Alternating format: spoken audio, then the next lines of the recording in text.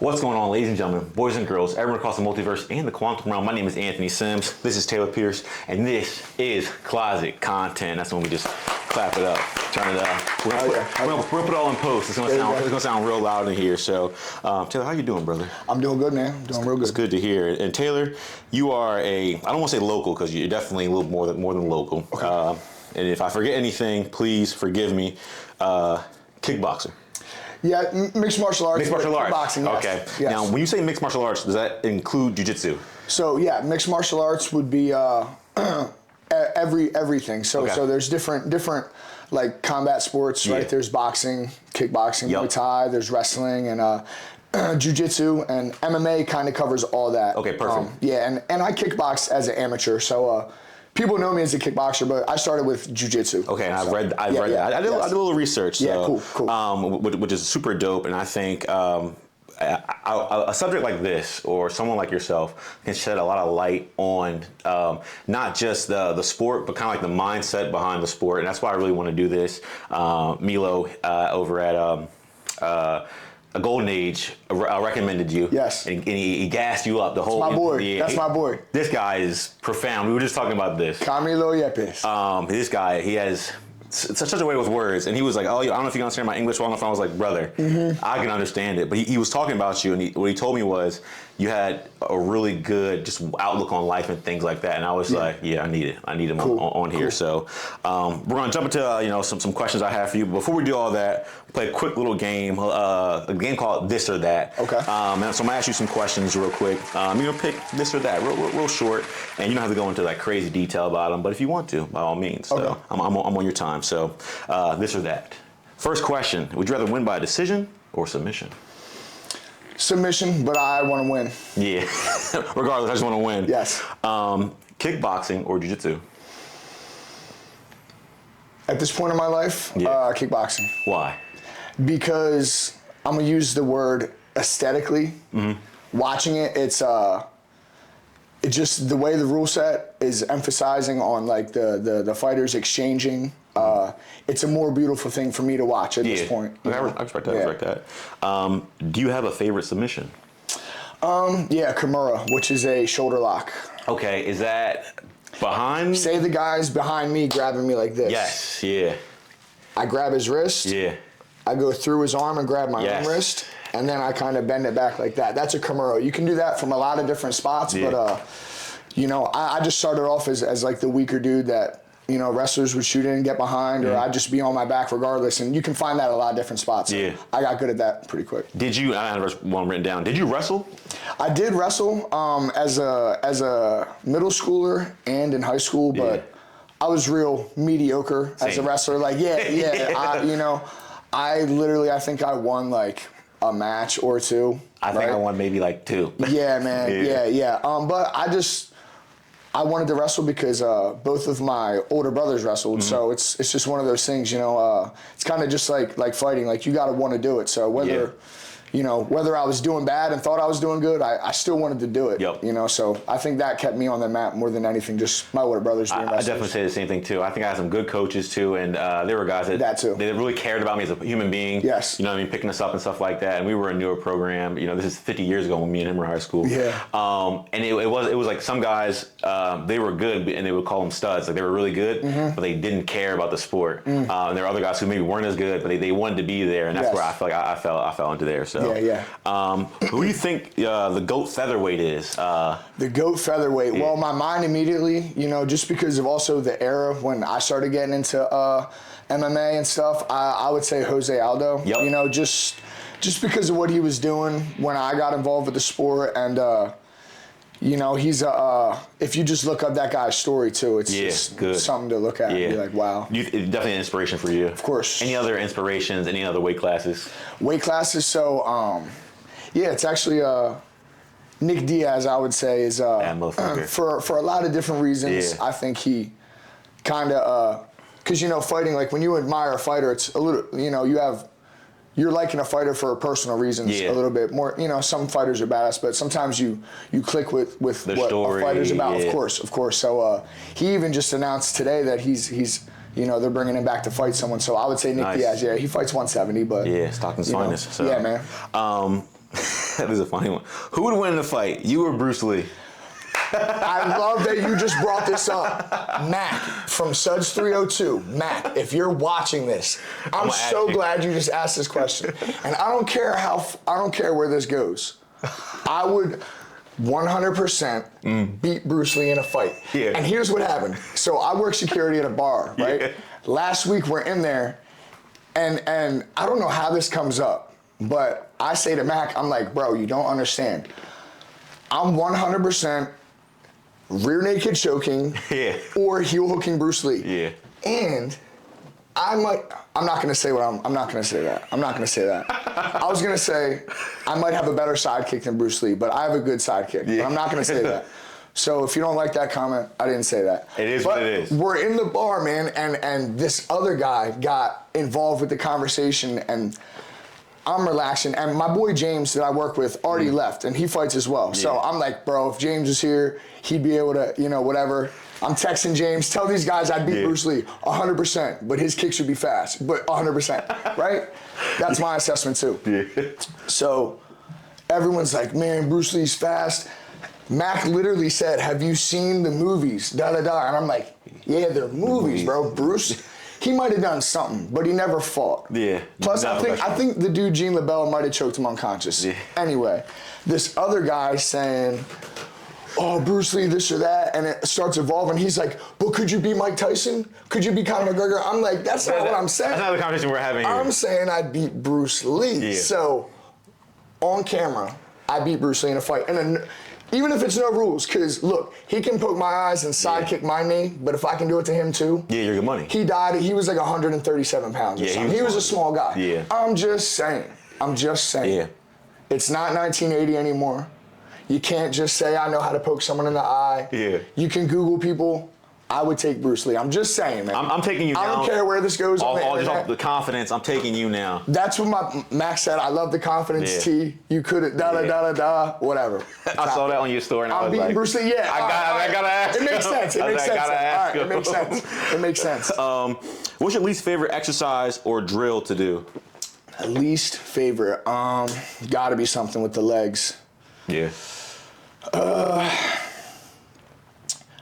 When you're already tired and doing Turkish get-ups with kettlebells, that's pretty intense. That's the here, off the mat. So that would be I'm laying down on the mat, right? And I've got the kettlebell here, and there's like 3 or 4 different positions with it. So you sit up, you post, you activate your legs, and then you get up and then back down. You rewind the position. But if you're tired from training already, I've seen pretty in shape dudes want to throw up from doing that with me. I'm good on that. Shout out to Nick Gatt. What's the I know him too. There you go. Yeah. I almost made him throw up doing Turkish get-ups one time. Very good wrestler. And look, that dude's been training with me for a while. Yeah. And he's gonna make his MMA debut soon. So really, shout out to Nick. Shout out to Nick. That's my guy. Yeah. Shout out to his dad too. Bench bullies. All strong dudes. Small world, Delaware, man. Yes. Turkish get-up, what does that help? Core, strength, legs?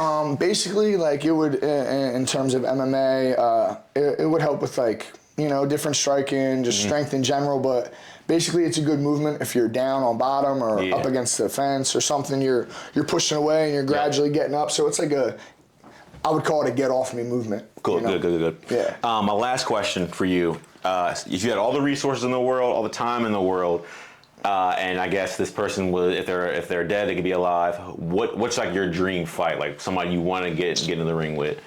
Get in the ring with? Yeah, like going against. Going against? Yeah. I'm gonna be honest. I don't think about that a lot. Really? Yeah, I don't think about that a lot. Yeah, but maybe like. I mean, someone I could train with, I would say maybe train with as opposed to fight, because, training with Nick would be cool. Nick, yeah. Someone make that happen. I'm going to set it up. I don't have a manager, but somebody make that happen. I'm going to call Nick as soon as this shit over. It'd be dope. He going to be on a podcast next. So, like we were saying earlier, man, first of all, with anything that I don't know, I always consider myself like a guest in industries. With tattoos, I was so thankful to go talk to them. Very thankful to talk to you. Mm-hmm. I am, I would say, a casual fan of mixed martial arts. Hella respect for it. I've wrestled. I admire the sport. I think combat sports, boxing, special arts, jiu-jitsu, it's not archaic in like a bad way, but it's like it's so basic. Yes. It's just me and you going at it, hands. Yes. That's it. No balls, no equipment. So I've always admired that. So I definitely am thankful. But I also know there's more to it on a mental aspect. So I want to get into some of that stuff too. Okay. So I got some questions here. Let's start from the beginning. How long have you been training and coaching, I guess, at Jackson? Well, how long have you been training for? Let's just say that first. So training, I think I walked into the first gym to do like jiu-jitsu. I was in high school. I think it was like right before the end of my junior school year, I believe. So I was about 17. Yep. Yeah, so that was like, I think that was like 15 years ago. Mid 2010 to 2011-ish, that area, yeah. Were you always at Jack's? No, so the first gym I started at, funny story, because this gym is still local, and I'm not trashing them. Yeah. But the gym is called Dauntless, right? Okay. And there was 2 Dauntless locations. There was a Smyrna gym, and there was a Newark gym. Yep. And the Newark gym was kind of like, the guy had 2 gyms, but he didn't really. I don't want to say he didn't care for the Newark location, but he spent most of his time there. And even when I got to the Newark gym, he was out of the country doing some kind of business stuff, and there was a group of like blue belts in there that were kind of running the gym, and all those guys I count as my first instructors. And there was at the time he was a brown belt. His name's Ernie Mera. He was kind of my first coach, and maybe after a year after I had been at Dauntless, maybe, the guy was trying to get rid of the Newark gym because he didn't really care for it. Yeah. And little did he know this had all the best students, But that gym ended up turning into what was called Predator MMA. Might have heard of it. And that used to be on it used to be on 40 right by the Buffalo Wild Wings in the US, the 1614. Yep. It was a really in the cut gym, but 1614. Yeah, we had a really small, tight-knit group of guys, and unfortunately Ernie didn't know much about marketing, or I don't know if he cared. He was just a wealthy guy that wanted to teach combat sports, so he did that, and there was a tight group of guys that showed up, and we got really good. And that gym moved over by the Newcastle Farmers Market over on Quigley Boulevard. Yes. So we were training over there for a while, and then in 2016, Ernie was like, yo, I'm not going to be re-signing the lease, So just by chance, my buddy Josh Van, I don't know if you know him. I went to school with Josh Van. Yeah, so anyway. Yeah.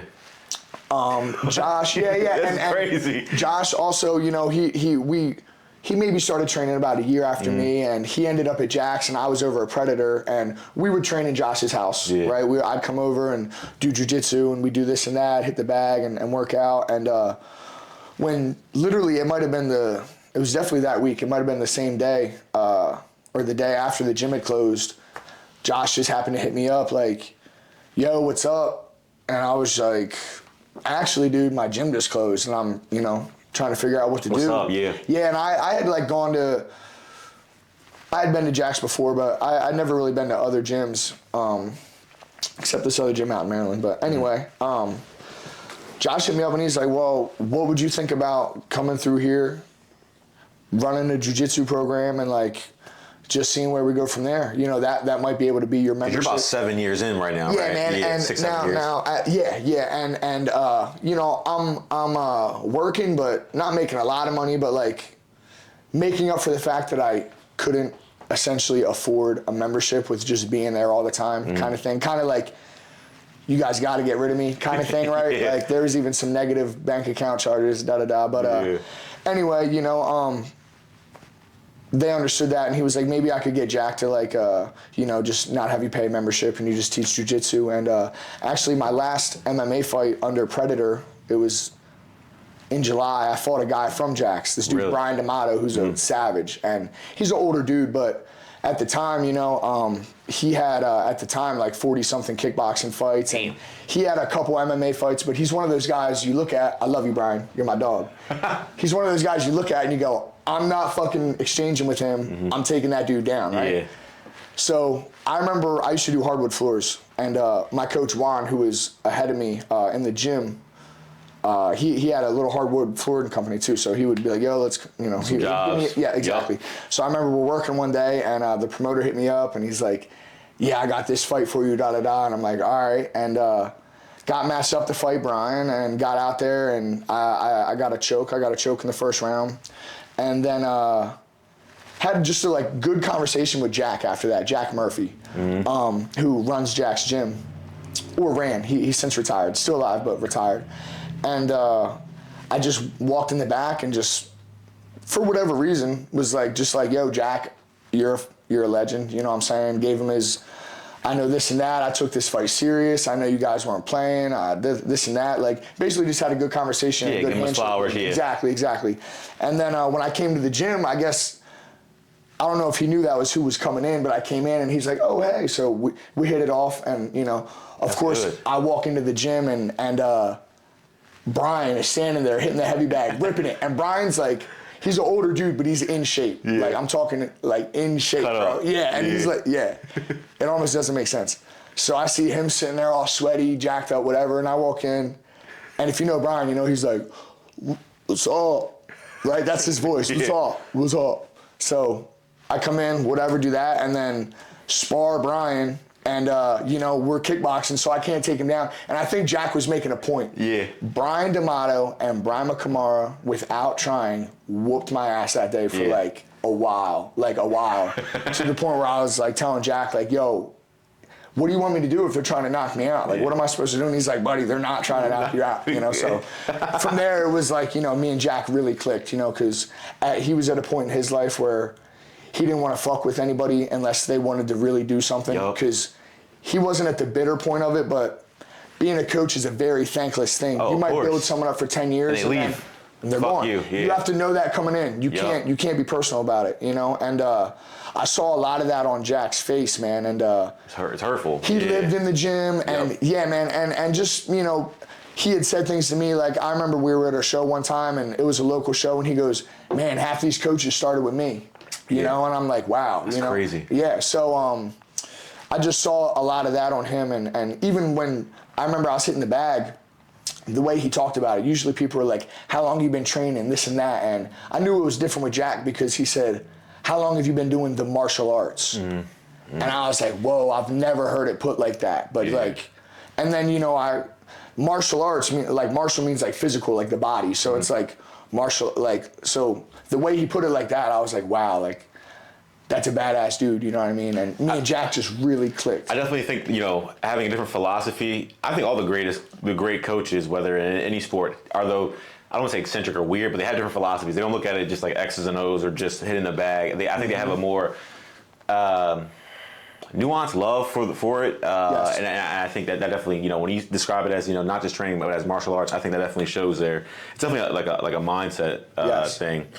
Speaking of mindset, fighting it's tough. You know what I mean? It's not it's not for the faint of heart. I think we both know that. Of course. I think it can build you up and things like that. But it's a mental game as much as a physical game. Would you agree? Yes, more mental than physical. Yeah, really I definitely. I didn't want to say that as if I haven't fought but really I definitely agree with that. Mm-hmm. So how important is it for you to have clarity in your mind when you're fighting, when you're training, or honestly just in life in general? It's very important, and fighting is just like any other art that has its moment. You know what I mean? Whether it's someone playing a piece of music or someone's talking about something, or it's a moment, and it's about that moment. And sometimes with a fight, you have to really accept it's not going to be a perfect moment, and it's about just how in control of yourself you're going to be. And getting in there to fight, it could be a really overwhelming thing, but just understanding that's a natural feeling with fighting. It can kind of even one thing I remember. I saw a clip of Mike Tyson saying something, and it's everyone's probably heard it, but he says, fear is an illusion. And there's just been some fights, I can relate to that, because there's been some fights where everything I don't want to say fear, but everything you picture going wrong usually never happens. Yeah. It never happens. Yeah. So hearing Mike Tyson say that, and then I'm going against some knockout artists, you know, and I'm thinking different things, and what am I going to do when this happens? And then just knowing all my other fights, all this shit I was thinking about never even happened. So you get out there, you win a close fight, and none of this shit was even happening anyway, you know. So you think? Sorry to cut you off. Yeah. When you go in there and you don't have a clear mind, you kind of beat yourself. Yeah, and you know what that turns into is it's in many different forms, but in a fight, in something like a fight when it's high pressure, there's lots of doors and ways to get out. Like there's ways to like quit or find a way out of that moment. Like, and that goes back to wanting to do it, because I tell my guys all the time, fighting and competing, you got to want to do it, because when those hard, tough moments come up and that door, oh, if I just do this, it'll be over, comes up, you got to ignore that shit, and you got to want to be in. That's what, wanting to really be in there will keep you in there when that kind of stuff happens. And yeah, man, it could be a matter of, you know, you're just thinking about something that happened or this or that, but that's what's really such a in a way, a Zen thing about fighting is you let go of everything. Like you know, it's almost like walking to the cage. It literally sometimes feel like it's a free moment. It's a free moment. Like it's almost like, in a way, man, I don't want to use it. This is a brutal way to say it, but you know, it's like sometimes you feel like you're walking out crucified, bro. And when you're in there, it's gone for that. It's gone. It's gone. It's gone. So that's kind of what it is, man. And you know, I've even got an Enso circle tattooed on me, and that represents like a moment when someone is making like a, you know, in this case it'd be a kanji. He takes his brush, he dips it in the ink, and everyone's gonna have a unique brush, a unique one stroke, boom. And that's exactly what a fight is, bro. It's that moment. Boom. And I got this one incomplete to represent imperfection, you know? So that, bro, but that's really what it is, man. And that's anything, you know? It's just like getting on this podcast, bro. It's a moment. You go, what am I going to say? What do I do with my hands? Right. You're just flowing, bro. Just be free. And yeah, man, I mean, I grew up around my dad, and he plays the blues. He's a guitar player. You know, it starts off, you know, he's playing this kind of music, that kind of music, but you know, the blues is the core of all music. And I saw my dad study a lot of like just master musicians, and he, like, the blues in a way is the most basic style of music, but it's the most like powerful, bro, because it comes and also the root of the blues is like, it's again another intense way to say it, but it's the blues is coming from the tortured souls of slaves, bro. Like so, I got goosebumps saying that. But it's like, you know, very visceral feeling, bro. Yeah. So even you know,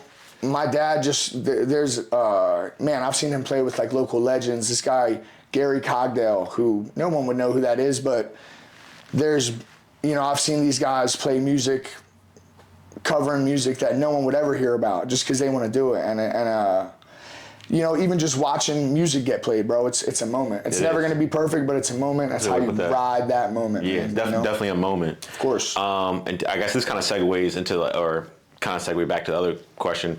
Because of clarity, would you consider yourself like a patient person? Nowadays, yes. Yeah. But in the opposite end of that, like even with fighting, like maybe being impatient is what almost got me into it anyway. Because just let's do this, let's go, let's do it, let's do it, you know. So nowadays I am patient. Now I'm able to sit back and look at things, and that comes with also, for me, came from training and just being able to self-analyze yourself, a situation, not respond with emotion. Like even recently, I'm involved in a situation business-wise, and I've got someone in my face wagging their finger, saying, craziness, and saying personal things where I'm able to see, oh, they're responding, like they want me to lash out back, you know, kind of thing, you know. So I wouldn't have been able to do that maybe even 3 or 4 years ago. I might have said some hurtful stuff back, but I'm able to, you know, that also puts you in a power position. You kind of realize, like, you know, you see who people are and how they act, and you know, at the end of that, like when someone freaks out on you and you just kind of look at them and play it cool. Like whatever. You know, exactly. It makes them feel like, damn, I'm a dickhead. Exactly. And that's how it always plays out. we talked about your dad a little bit. We mentioned Nate Diaz, which Nick Diaz. Sorry, yeah, yeah. Let's clear that up. Who are some of your role models or people you have admired, and they don't have to be fighters or anything like that, but that's kind of like helped you on like your journey? Man, a lot of people around me, and most people I wouldn't say role models nowadays, but people I look up to, but even in terms like peers sometimes. Even in terms of like when I'm coming up though, like a lot of my role models, and everyone serves a purpose in your life in one way or another, but a lot of my role models, I've kind of gone further than they've gone a little bit, and I'm not at a high, like I'm not at a. I know what you mean now. I'm at a regional level, bro. Yeah, you know what I mean? But like even in terms of like still training, or I haven't been injured, or I haven't like there's a lot behind me. So even just me deciding to not want to compete anymore or something would be very disrespectful to all those people. But people I look up to, man, people that are directly around me, Milo, my boy Sean Keys, my boy Brima, my younger brother Shane, my older brother. It's all, I'm inspired by the people around me, I had a small circle of friends growing up, and man, a lot of them, died in really stupid ways, whether it's drugs or alcohol. But the core group of my friend group though are all, they've got businesses, they're doing well, they got roofs over their head, they got families. Yeah, man. So like I look up to people like that, you know what I mean? Like, cause they're all hard workers. People say I'm a hard worker, but I mean, in reality, those are the kind of people I'm looking up to, man. It might, I'm looking up to people around me. Like, I don't even know who's on the next UFC card coming up. I'm wrapped up in everyone around me. Exactly. Yeah, no, for sure. I think I kind of in the same way too, and I think you are the company you keep, all that stuff, and I think it's important. I forget the exact quote, I'm probably going to butcher it, but you are the direct representation of the 5 people you hang out with the most type of thing. You know what I mean? So if I'm hanging out with a bunch of losers, that makes me a loser. You know what I mean? Even me personally, you saying that's a very powerful thing, and it's very true. Yeah, for sure. Yeah. For sure. I saw you post this, and I kind of know the answer already, but I want the people to know the answer. Why do you think it's beneficial for kids to also try their hand at like mixed martial arts or any type of sport like that? I would recommend any form of training, even athletics, but like stuff like kickboxing, boxing, jiu-jitsu, MMA, specifically because like just the real life application of one, dealing with a little bit of stress. Yep. 2, kind of like dealing with stuff you don't want to do, whether it's like I'm making them do a drill or whatever, or you get to actually like I talk to my kids, obviously not like adults, but I'll talk to them like they're a grown up. Yeah, right? I'm expecting things from you. I'm not gonna coddle you. So with all that, comes confidence, and it really just even looking at myself as a kid and the kids I was around and them being more active in sports, like I was definitely the lesser confident kid, right? Same. But that's something that can be developed with a mindset. But I would definitely like, and so I did Taekwondo as a kid, but just with my other 2 friends, like the moms were just like, what should we do with them? Right? So I never took it serious, but they would have you do katas and kicks and shit. But first real fight I ever got in,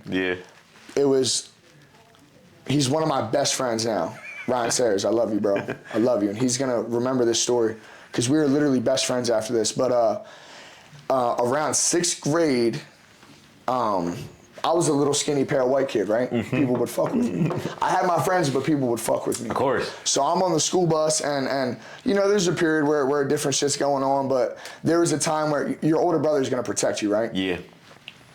My older brother Matt is gone with some like truancy stuff going on, right?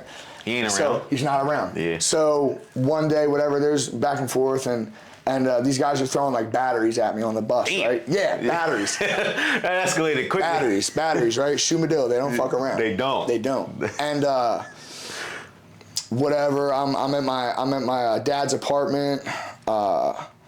And then I get a knock on the door. These are all local kids who were on the bus, right? Yeah. So his spot's right around the street, and there's 2 kids in the apartments, and we would always like, they would fuck with me and kind of like force fights out of me kind of thing, right? So this was probably like my first real fight where I was like, oh shit, it's like real. Just me and I'm surrounded by these dudes and like we're about to fight. But they knock on the door and this kid's name was Nick. He goes, yo, guess who's here for you? And I go, what are you talking about? He was like, guess who's here to fight you?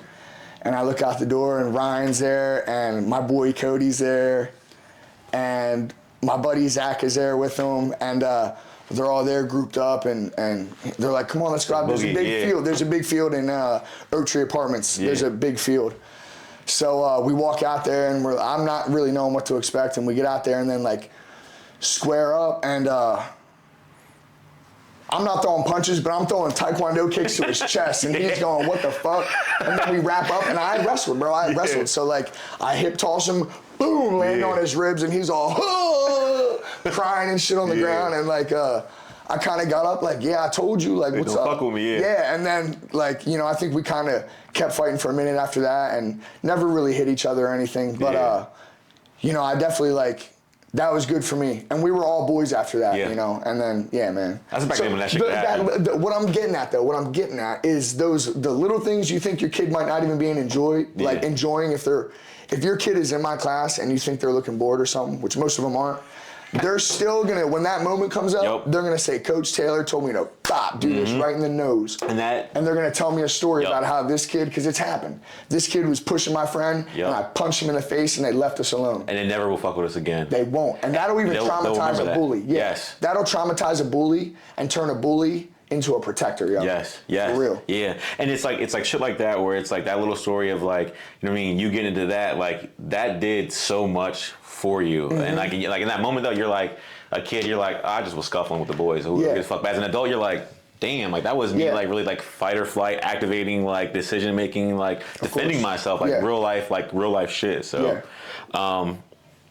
any misconceptions, you know, about MMA that you'd like to address or just talk about? So, I mean, obviously a lot of people would think it's, you know, it's very cut and dry. They might say it's like a barbaric thing to do. Yeah. And there's psychopaths everywhere in the world. But there's definitely, you know, there's crazy people involved in fighting, you know, and there's guys that want to hurt people and stuff like that. But I think MMA is more so filled with like good people, one, that are getting into it because of reasons like either like there's a lot of righteous people out there that train and fight because of either, you know, promises they've made to certain people or they just been involved with it. Like there's good people involved in fighting more than bad people, I would say. So I think sometimes, like, I think if, and it's hard unless you're looking for it, like you're gonna see my ears, right? But for example, like I don't hide the fact, but like if I get brought up to a group of people and get introduced and, oh, he's a fighter, 3 out of the 5 people are going to go,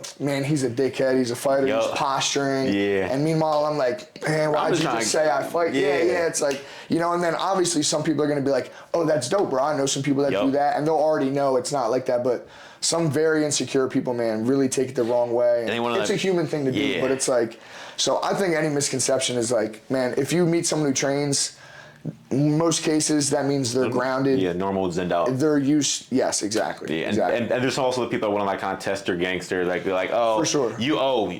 So how much you weigh? Like $170? 170. Yeah, they're like, oh, he's 170. I'm 200 even. I could wreck this guy. And then it's just like misconception. They have no idea of like the art behind it and things like that, and how you know, hard work will beat talent, and I don't care how big you are. There's technique and things like that too. Yeah. I definitely agree. I think when I wrestled and then when I watch MMA or watch boxing, people are like, oh, that's so violent and brutal. But I was like, is it though? You know what I mean? We just watched, you know what I mean, Planet of the Apes. They were ripping each other in half and shit like that. So it's like, and if you think about it, man, fighting is like it's the purest thing you could really like look at in today's world, man. It's like there's nothing fake or dishonest about a fight unless it's one of those fixed kind of things. But it's like that's as real as it's gonna get, man. And even me personally, that's given me a sense of like sometimes I can't read someone like a book right away, but I'm used to dealing with people posturing and doing this so much that like you can tell. Yeah. A little bit. You're like something's off here. Like I said, it makes you more grounded, man. You know, you just chilling. So that's actually another great segue too. So how has training and fighting maybe helped you in your personal life? Oh, it's done everything for me, man. At this point, to financially, I'm finally to the point where like I'm doing this as a full-time thing, good, right? good. Fighting is one thing, and that's like a moment where you make a chunk of money. But like, I personal train people. I get paid to teach at the gym, and things are moving right now. I've LLC'd myself and things like that, and yeah, man, things are stepping up, bro, and wheels are turning, and I had a moment a couple years ago, man, like, I used to do a lot of like general construction for small companies and stuff. And sometimes you'd be doing something like up on a roof and you see someone jogging or something, and you're like, I would always have the thought like, man, I should be doing something right now. Because if I'm working a part-time job, you're working from like 7 to whatever, and then you're cutting out, going to the gym, whatever, and man, I should be doing this right now. And, I've actually had the moment where I'm running and I see a crew up on the roof, and I'm like, man, I'm on the other end. And this was like 2 years ago kind of thing, right? So I remember stuff like that though, and I'm in a position now where I'm able to provide for yourself. Yeah, man, yeah, and more is gonna come in time, but it's given me everything, and even in terms of the way I'm able to just talk to people and just everything, man. It makes everything way healthier. No, for sure. Yeah. Definitely see that. Yeah. Do you think, I feel like I already know the answer to this question. I think most people would. Do you think you've learned more in the losses in your life than the wins? Yeah, 100%. I think I've learned more from losses than wins because going back to even saying, like, I could give some specific moments. Yeah, let's do it. Going back to saying, like, you got to want to do, if you want to fight, you have to do it for you. You can do it for reasons, but one of those things about fighting, and it's a savage part about it too, and you can fight for reasons, but you have to let go of all of it and selfishly be in there for you. This is me. And not saying you don't care about all of the other stuff, but you have to make it about you. So I remember when my older brother Billy passed away, rest in peace, from drugs and alcohol and stuff like that. But I remember it was around the time of my second amateur fight, and I lost. And you learn these things as you go, but I put a lot emotionally into that. Yeah. Just preparation too. Just, from being a younger person, you're more emotionally invested in stuff. And I just remember losing that fight and then just being in the back, kind of like being real sorry for myself and telling my boy Pete, I wanted to, win for my brother. And he's just kind of going, but he's kind of going, dude, it can't be about your brother. Yeah. It has to be about you. And kind of, I took that a long way. And then even making my professional debut, maybe one of the biggest moments of like my young life, like, I lost my pro debut, different situations were rocky, but I was fighting at a weight class way lower than I should have been. Not to make excuses, I've fought sick before, but I'm fighting with a sinus infection and get sick with the weight cut, and it's a lot. This and that, and there's different things going on, this girl and that, and get out there, fight. And it's your pro debut. It's supposed to be like the biggest moment of your career. And I end up owing the promotion money because I'm giving out tickets and this and that and just not being smart, And I just remember like not even feeling sorry for myself, but I remember sitting back and my brother Greg texted me, who's I've got 4 brothers, right? Billy was the oldest, Greg was under him, and he's texting me and he said, like, I know you just lost, but you shouldn't really like feel bad about it because me and Billy used to, and they were really good wrestlers, like really good wrestlers, and Billy was like wild, like he trained like martial arts and would do like full contact competitions, and Greg would tell me stories like, Billy would be fighting someone and then just out of nowhere like roundhouse kick him in their head and real wild, and like he would show me jump spin kicks and looking back like really explosive, like really cool shit. And he would show me like, my buddy does this, and he would show arm bars and stuff. But Greg was telling me, he's like, me and Billy used to always talk about like being professional fighters and like how Billy wanted to do that, and he's like, you did it. Yeah. So like it was just one of those moments where even in terms of like just being a younger man growing up, I would associate the age I started seeing things go wrong with Billy, because we lived in a 1-bedroom apartment. It was me, my dad. It was 5 of us in a 1-bedroom apartment. I've been there. Billy was a severe alcoholic, and it was violent a lot of the times, like on his end. And yeah, man, I just remember always associating like this is when he started going wrong, so I gotta have this and that done by then, and this and that, and just putting shit. All that pressure. Yeah, bro, but you know, self-inflicted pressure. And then you get to a certain point, and you're like, all right, you know, Billy did this when he was 26. I'm 26. I'm way better off, and this and that, and then you just get to certain points. But I remember that one being like a big moment for me, like really taking that from a loss, man. Yeah. You know, like I'm still doing something I love to do, and something, you know, you look at your older brother like a superhero, but that was big for me because I know if he was alive, man, he'd be like, yo, you're doing some cool shit. Yeah, because he even lived around the first gym I was training at, and he was living with his mom at the time, and my dad was married to their mom first, so half brothers, but we grew up. Man, that's brothers. Like, my brother's same exactly, thing. Bro, exactly, Same thing. That's my brother. Yeah, bro. So he was telling me one night, because we would see him every now and then, whatever, go visit and stuff. But he was like, yeah, man, me and mom were walking by, and we saw you in there training, like, da-da-da. And, like, I didn't want to come in and bother you or this and that. But, yeah, bro, it was really, you know, that was a big moment for me, you know. And, yeah, that was cool. And I never really told anybody about that. Yeah, but, yeah, that's some good shit, yeah. Talk about brothers, and, you know, I've played sports. Can you describe like that bond or camaraderie that you develop with people you've trained with? Yeah, so man, it's like a bond you can't really explain. You can't. Man, you can't. It's kind of weird. You literally, you were literally, you know, and what happens in the gym will always stay in the gym. Right. You'll never hear me necessarily bragging about what happened and vice versa, you know, but it's like, my coach John says all the time, John from Marquez MMA, he'll say, you know, you guys are all you guys have. Mm-hmm. You know, people are in the background. They don't want you to succeed. And I mean, in the gym, you're breaking each other, like past the breaking point, like Limit. Soul drained from the body, and then you gotta take someone there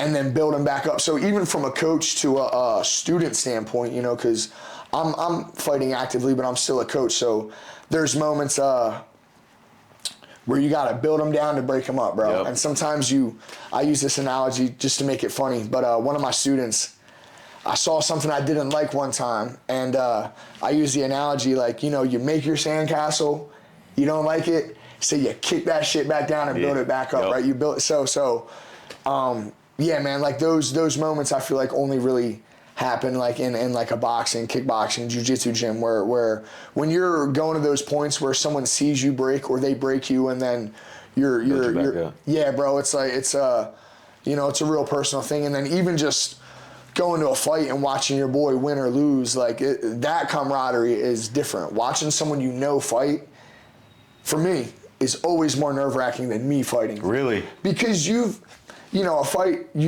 in a fight, you can only control what you can control. Yeah. But you've still got that element of control. You know, sometimes you're watching your boy in a very chaotic situation. Yeah. And, you know, like I've even, in one of my fights, I got dropped one time, and my buddy was like, dude, you got dropped, and I turned around, and then I looked back up, and you were up again. And yeah, man, so it's like, it's wild. But it's a very dope camaraderie, man, and like friends for life, for sure. Like even, it's also something that transcends like, if you're a certain level, you don't need to be able to speak English to train with somebody. You know, I train with dudes from Uzbekistan, Tajikistan, like Georgia. All like they're yes, brother, 1, 2, da da da. Like, you know, you catch a rhythm, bro, and you know it's cool, man. The camaraderie is probably the coolest thing about it, to be honest. Yeah, it's I think it's a relationship that a lot too many people can understand if they're not really in it or I think maybe open minded to it. Yes, because it is like.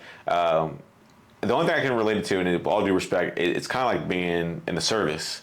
You know what I mean? This guy next to me, you know what I mean? We've trained together, you know, but we're also like go to war together. Like, you know what I mean? Like, you know, we're brothers in arms. We're honestly, and this is like we were talking about coming up the steps. Like I've seen the sweat on the mat. Dog. It's like crazy. Yeah. Yeah, man, I'm talking like even today, you know, we're sparring, and that's when you're like suited up and you're not killing each other, you know. Yeah, but you're live, and sparring is a tool. You know, fighting is always what it is, but sparring is not fighting. Sparring is a tool for fighting. You know, there's some people that never fight and put a lot into sparring, but sparring in reality is still just a tool for fighting. Like I've seen people be successful and they suck. They're terrible and they have disgusting technique, but they'll get out there and they'll put the punch right where it needs to be because MMA is a wild, the gloves are small, this and that, you know, so, yeah, man.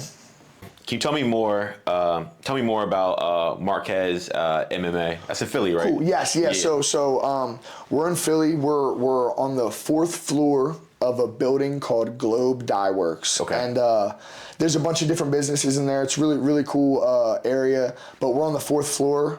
John Marquez is the head coach there. When I first met John, I got there through a sponsor. Shout out to Jason Bell.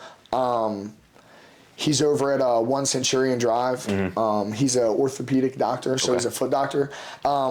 Anyway, that guy, one time I had a foot issue, becomes a sponsor. He was kicking too much ass, that's what it was. Becomes a great friend, and one day he sits me down, he goes, hey man, you're making your pro debut.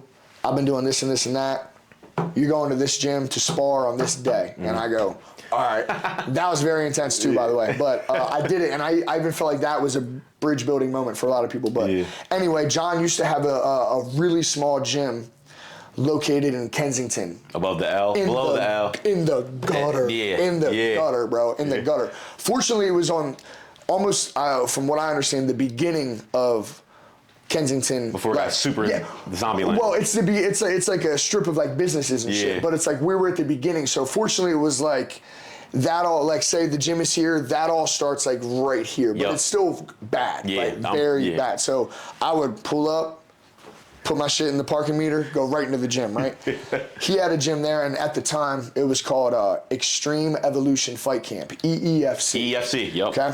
So, Marquez MMA is, I wouldn't say like, it's not the main gym in terms of like John's the main coach, but they all kind of, all the affiliate teams kind of congregate at Marquez. Like for example, sparring today, there's Semperfi MMA, Julio Rosario, great coach, great gym. He had a bunch of students out there. Jonathan Webb from Webb MMA, they're in Jersey. They had a bunch of guys out there today, and they always have guys in there. And then obviously there's like the core Marquez guys. There's a gym out in New York called Hanho Martial Arts. Okay. They were out there today. Taino Martial Arts with Eddie Torres. He's a gym out in Jersey. We all kind of train together. And John is just like a very a good voice. You can tell he's been through a lot, and he means what he says. And he's another person who will tell you he's not going to waste his time on people that aren't serious about it, and not in a dismissive way, but a very respectable kind of way. Exactly. So yeah, Marquez MMA is like a really big gym nowadays, and even when I first got there, I remember the coaches being like, you know, this is something special, and people are going to start trying to get on the bandwagon, and they're going to do this and do that, and at a certain point, our team in the UFC was like had a really good win streak going, and you know, Sean Brady, I wouldn't call him the team captain because we don't really operate like that, but he's one of the head names. He's a great fighter, had a big winning record going into the UFC. So we were the team was making noise. Like we have Joe Pyfer, Andre Petrosky, Patrick Sabatini. Those are some big names to drop, but there's great fighters all around, amateur, regional professional, high-level professional.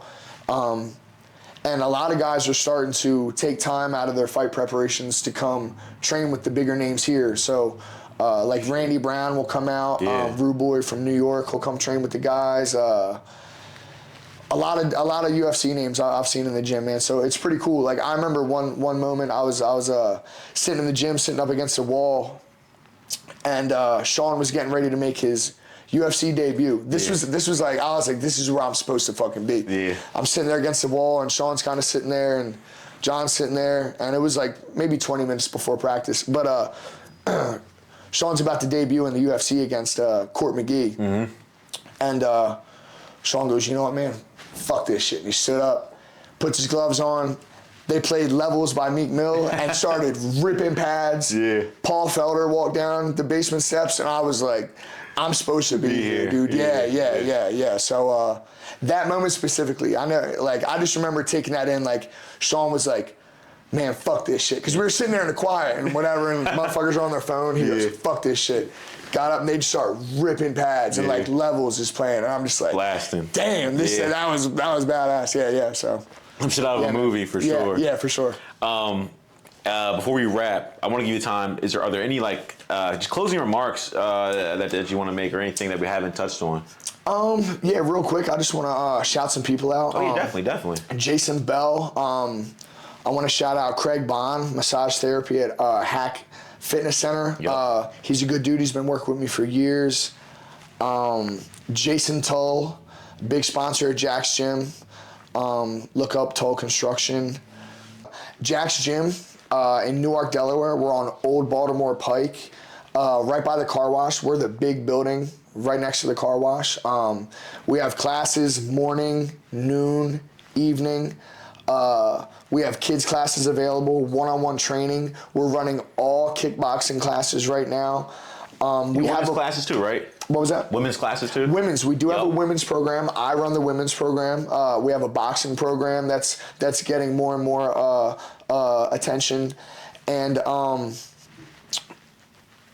do want to say the kids, it's something that myself, Coach Sean Keys, and Zach Newcomb were running. Yep. So basically, any classes you see going on at the gym, it's either myself, Sean, Zach, or Brahma Kamara, who runs the gym, running classes. So we got a really good team right now, and the gym is the best it's ever been. So I really hope you guys stop by. Tell them you heard about it from the podcast. Yeah, exactly. Come on now. Jim's Cuts. Check out Jim Hour in Newark. He's right there on Kirkwood. And yeah, man, that might be it sponsor-wise. But if I'm just going to say anything, man, just, life is all about perspective. And sometimes you really need to tell yourself in a calm way, I'm either looking at this in a bad way or a good way. And I guarantee anything you're looking at in a bad way, you can find something good to look at in the same situation. And, no matter how bad that situation is, there's always things to be very grateful for. Sure. There's always something to look at with a good perspective. So I would like to say that and put that out there. Definitely, dude. I'm a big perspective guy. I always say, I'll complain about 50 degrees in the summertime, but I love it in the wintertime. Of course. So it's all about perspective. That's a good analogy for that. It's still 50 degrees. Yes, so. yes. Tell me, my brother, I thank you so much. Of course, man. Thanks for having me. For coming here. And I definitely think we should probably do some more of these. I would love to, maybe on a less busy day. We're going to do an episode. Look, next time we're coming to Jack's. Yes. We'll glove it up. We'll hit pads. We'll do whatever. I'll teach you a body shot or something. Perfect. I got feeble wrists. So let me get the light ounces. So there we go. I think that would be real fun. I definitely want to do this, and I definitely want to bring as much attention to all the cool stuff that you're doing, that Jax is doing, because I really think I'm big in community, and I think this type of stuff is good for the community, all ages, all races, and I'm really about bringing people together. So I think this was well overdue, and I think you did a phenomenal job. Awesome. So thank you, man. Definitely, man. Thank y'all. Make sure you like, comment, subscribe, all the fun stuff, and follow my man too, because if not, I'm gonna come fuck y'all up. So Surtees on Instagram, 2 underscores. Come on now. Yes. It's right here. I'm gonna put it right there. So all right, y'all. Peace out.